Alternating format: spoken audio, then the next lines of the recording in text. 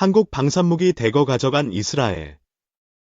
한국에 또 은혜 갚겠다 보내준 이것 의례적인 한국 대반전 상황의 외신 경악. 의례적인 한국 대반전 상황의 외신 경악. 최근 몇 년간 한국과 이스라엘의 방산 협력이 급속히 강화되면서 국제사회의 이목이 집중되고 있다. 특히 이스라엘이 한국산 방산 무기 체계를 대거 도입하면서 양국의 방위 협력이 더욱 긴밀해졌다는 평가가 나온다. 이스라엘은 이번 협력에 대한 감사의 뜻으로 한국에 특별한 선물을 보내며 또 한 번 화제를 모았다. 이스라엘은 K9 자주포, K2 전차, 천무 다연장 로켓 등 한국의 대표적인 방산 무기를 구매하며 자국의 방위력을 강화했다. 이 무기들은 한국이 세계 방산 시장에서 기술력과 신뢰도를 인정받는 계기가 되었다. 이스라엘 방위군, IDF은 특히 K9 자주포를 통해 기존 자주포 체계를 현대화하는 데 성공했으며 한국의 기술을 높이 평가했다. 그러나 이번에 이스라엘이 한국에 보내온 감사의 선물은 단순한 의례적 차원이 아니었다. 이스라엘은 자국의 첨단 방공 기술인 아이언돔의 일부 핵심 데이터를 한국과 공유했다.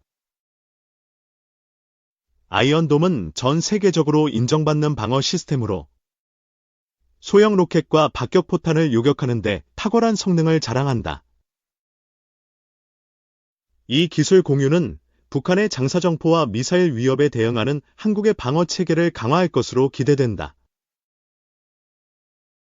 이스라엘의 이 같은 조치는 전 세계 외신들 사이에서도 큰 반향을 일으켰다.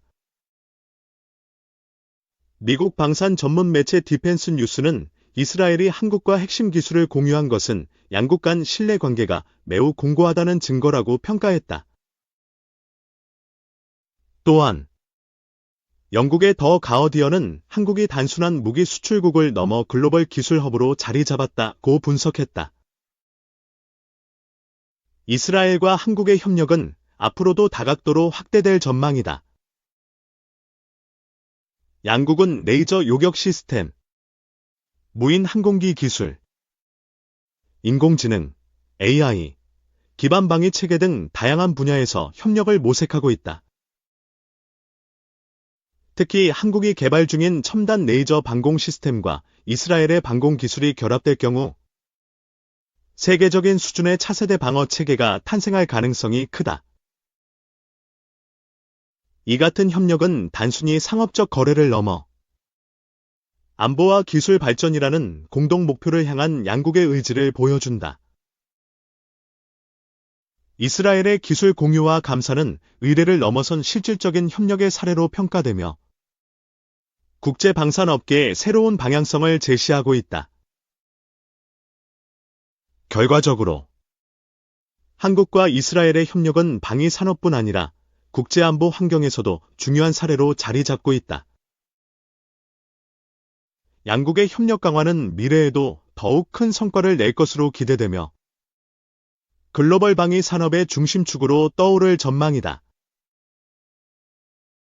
자동차 운반선 등 45척, 완성차 50만 대.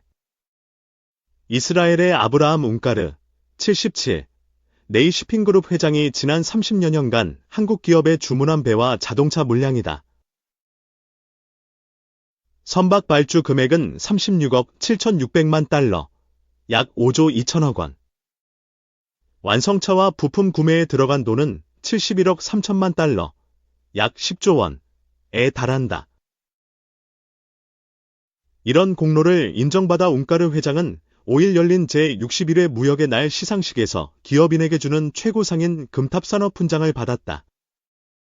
외국인의 금탑산업훈장 수상은 그가 처음이다.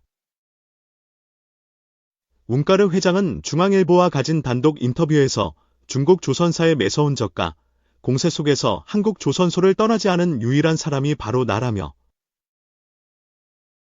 메이드 인 코리아의 기술력과 품질에 대한 신뢰가 중국보다 더 비싼 비용을 상쇄한 것이라고 말했다. 실제 2022년 글로벌 조선해운업의 경기 회복에 따라 신규 조선 발주가 대량으로 진행될 당시 한국과 중국의 조선건조 단가 차이는 컸다.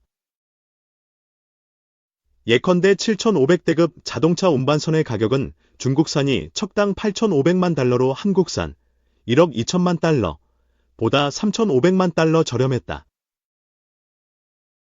당시 10척의 자동차 운반선을 현대미포조선에 발주한 운까르 회장이 중국에 발주했다면 3억 5천만 달러, 4,956억 원의 비용을 절감할 수 있었다는 의미다.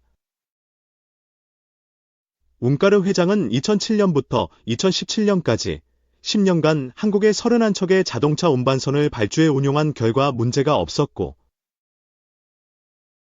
미래를 위한 한국의 친환경 선박에 더 끌렸다며 지난해에도 14척의 배를 한국 기업에 발주했다. 한국의 조선해운업의 발전과 네이시핑 그룹의 성장이 궤를 함께한 결과라고 설명했다. 운까르 회장과 한국 인연의 매개는 한국의 자동차였다. 그는 이스라엘에서 자동차 수입업체인 탈카르 주식회사를 운영했다.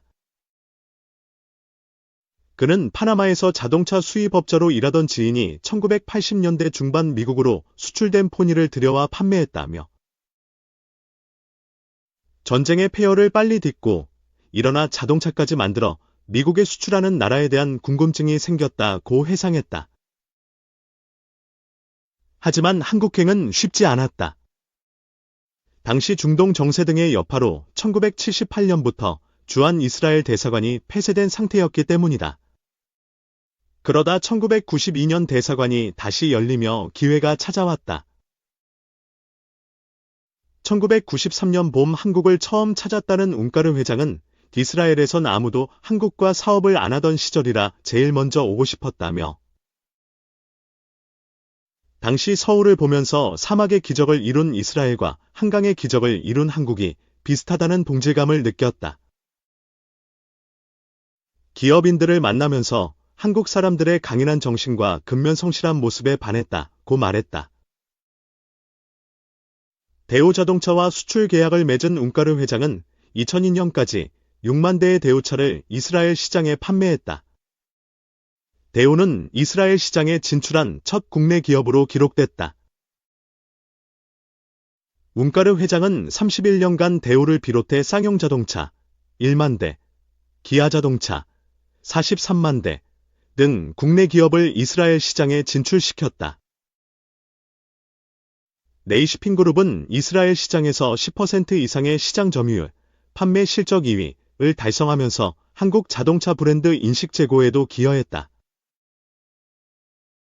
그는 이스라엘에서 1990년대 시장 점유율 1위였던 도요타 자동차가 현재는 현대차와 기아차에 이어 3위에 그친다면서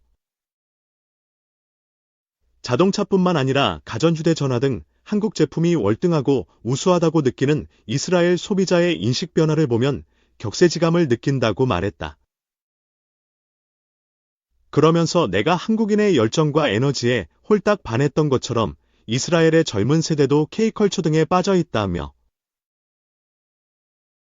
앞으로 한국과 이스라엘의 미래 세대가 인공지능, AI, 의학 의료기기 등 다양한 분야에서 협력할 수 있는 가교 역할을 하고 싶다고 덧붙였다.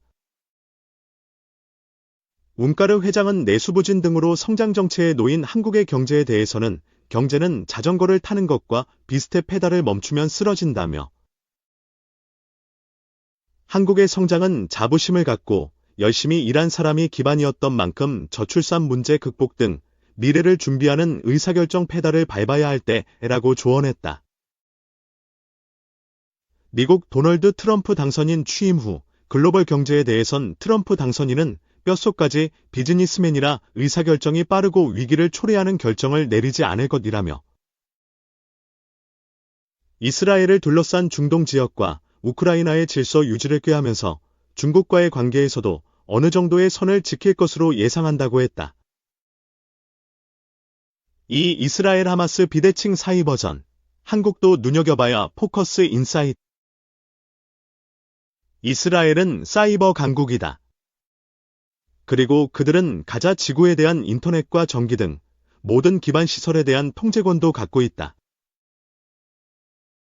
그런데 흥미롭게도 2023년 10월 7일 하마스의 기습 공격 발생 이후 이스라엘의 사이버전은 생각처럼 수월하지 않았다. 이는 이스라엘을 지지하는 국외 지원 세력이 많지 않고 가자 지구 내의 상대가 사이버 수단에 크게 의존하지 않기 때문이었다. 스레테시스라는 해커 그룹은 전쟁을 하는 양측 모두가 싫다며 가자 지구 내 인터넷 제공 메이저 업체인 엘퍼네트 해킹을 주장했다. 그러나 그들의 공격 성공 여부는 확인하기 어려웠다. 엘퍼네트 측은 본사가 완전히 파괴돼 통신이 안 된다고 할 뿐이지 사이버 공격 여부에 대해서 답하지 않았다. 앙숙인 파키스탄계 해커 그룹이 하마스를 돕고 나서서인지 그 반대편에 서 있는 인도계 해커 그룹인 인디언 사이버 포어스가 하마스와 관련된 웹사이트에 대하여 공격을 단행했다. 이에 대한 즉각적인 대응으로 하마스 해커와 액티비스트 그룹들이 인도 정부 웹사이트를 공격하는 일도 벌어졌다. 이스라엘은 우호적인 글로벌 해커 그룹들의 지지를 크게 받지 못한 가운데 강점인 물리적 공간에서의 사이버전을 수행했다. DNS 서비스로 유명한 클라우드플레어는 2023년 10월 7일 하마스의 기습 공격 직후 이스라엘 지역의 트래픽 변화에 주목했다. 기습 공격이 발발하자마자 이스라엘과 팔레스타인 지역 모두에서 인터넷 사용 트래픽이 급격하게 상승하기 시작했다. 직전 주와 비교해 이스라엘은 트래픽이 170%까지, 팔레스타인은 100%까지 증가한 수치였다. 이는 통상적으로 국가적으로 큰 사건이 일어나면 인터넷 검색, 그리고 소셜미디어, SNS와 메시지 등 사용량이 증가해 트래픽이 많이 늘어나는 경향에 기인한 것으로 볼 수 있었다. 시민들이 사건에 대한 정보 획득부터 서로의 안전을 묻기 위해 스마트폰을 사용하는 것은 매우 당연하다. 그런데 특이한 점은 팔레스타인의 트래픽이 공격이 2023년 10월 7일 기습 공격이 발생한 지 얼마 지나지 않아 현저하게 줄어들기 시작한 것이다. 사건 직후 가자 지구의 대표적 네트워크가 수시간 동안 오프라인 상태였음이 보고되었다. 이틀 뒤인 10월 9일 다른 두 개의 네트워크도 끊겼다. 전반적으로 가자 지구 내 네트워크는 정상적으로 작동하지 못했다. 네트워크는 일부 복구가 이루어지더라도 다시 작동이 원활하지 않게 되는 것을 반복했다. 이러한 불안정한 네트워크의 문제가 지속하는 등 가자 지구 내의 인터넷 사용 능력은 전쟁 이전과 비교해 15% 수준에 불과했다. 네트워크 장애의 원인 중 하나로 전쟁으로 인한 의도치 않은 물리적 기반 시설의 파괴가 지목됐다. 그러나 무엇보다도 이스라엘 정부의 의도가 가자 지구 내 인터넷 사용 제한의 큰 이유로 보였다. 이스라엘은 하마스와 달리 사이버 강국으로서 사이버 수단을 적극적으로 활용할 수 있는 위치에 있었다. 심지어 그들은 가자 지구 내 인터넷과 통신의 물리적 통제를 통해 물리적 작전의 성공을 보장하고자 한 것이다. 이스라엘은 사이버에 대한 의존도가 거의 없는 하마스와의 직접적인 사이버전 수행의 필요성이 없었다.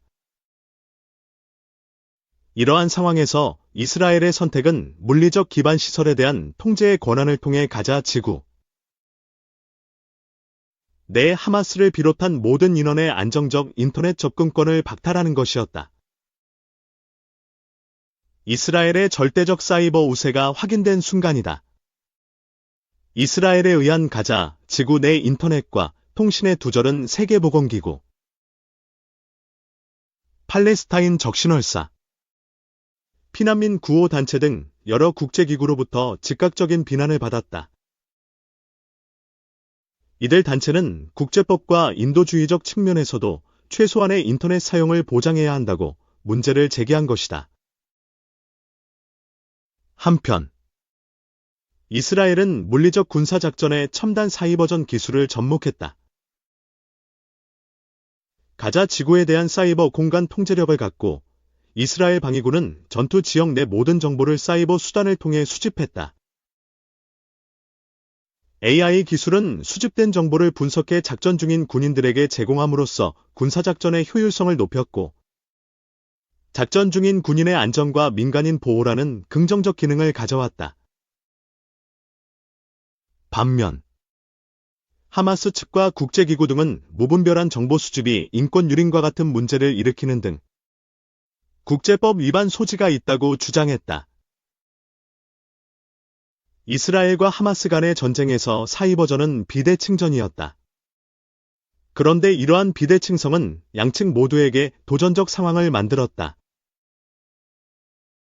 먼저, 사이버 약소국, 약한 집단 포함, 은 사이버 강대국, 강력한 집단 포함과 달리 사이버전을 물리적 전투와 연계하기 어렵다. 2022년 2월 24일 러시아는 우크라이나를 침공하며 강대국으로서 사이버전을 물리적 전투와 조직적으로 연결하고자 했다. 그들에게는 선제적 사이버 공격으로 인한 군사계획의 사전 노출은 큰 문제가 아니었다.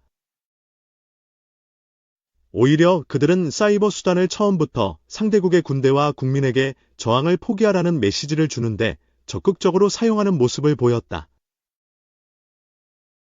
또한 지휘 및 통제 시스템 무력화를 위해 사이버 수단이 동원되기도 했다.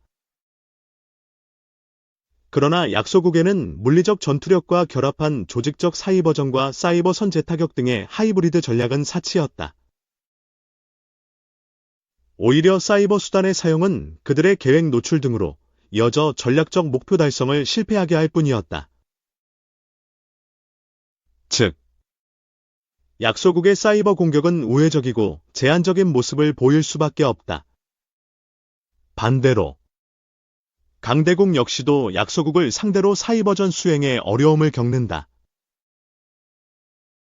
사이버 공격 능력을 갖춘 강대국은 공격할 대상을 찾지 못하고 방어에만 치중해야 하는 기이한 현상에 놓일 수밖에 없다. 강대국의 잘 갖춰진 기반시설과 지휘 및 통제체계 등은 사이버 공간상에서 오히려 상대방의 표적이자 약점으로 부각될 수 있다. 또한 강대국은 사이버 공간상에서 약소국의 공격 목표를 찾기 어렵다. 이는 하마스의 경우처럼 극단적인 경우 약소국은 직접 변변한 사이버 관련 기반 시설을 갖고 있지 않기 때문이다. 그렇기에 약소국은 방어에 대한 준비는 필요 없고 공격만을 준비하면 되는 상황이 많다. 오래된 통신 체계를 사용하는 약소국의 물리적 무기 체계 역시도 네트워크 기반이 아닌 재래식 무기일 가능성이 크다. 이스라엘과 하마스의 관계처럼 한쪽이 일방적으로 약소국의 기반 시설을 모두 통제하게 될 때는 풍선 효과도 나타난다. 기반 시설이 통제당한 약소국 내에서의 사이버전을 수행하기 어렵다.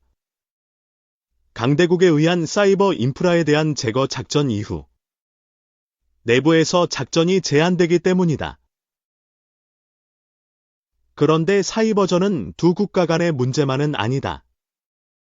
사이버의 특성상 많은 국외 세력과 비국가 행위자들이 저마다의 이유로 사이버전에 참전할 수 있다. 강대국은 상대의 직접적인 공격보다 국외의 상대 지지 세력의 다양한 사이버 공격에 직면할 수 있다. 더욱이 국외 세력은 단순한 사이버 공격을 넘어 온라인 소셜미디어와 AI를 통한 인지전을 통해 약소국을 돕고 나설 수 있다. 이스라엘 하마스의 사례는 비대칭적인 북한의 사이버 위협에 직면한 대한민국에 직접적인 교훈을 주고 있다. 북한은 보잘것없는 사이버 기반 시설을 갖추고 있지만 강력한 공격력을 갖는다. 그들은 매우 적은 수의 방어 대상만을 갖고 있기에 방어의 필요성 없이 공격에만 치중하면 된다. 반면에 대한민국은 IT 강국으로서 엄청나게 사이버 기반 시설과 네트워크 등을 갖추고 있다. 또한 대한민국의 최첨단 무기체계는 IT 기술이 접목된 것이 많다. 이는 적에게 노출된 대상이 많다는 이야기이다.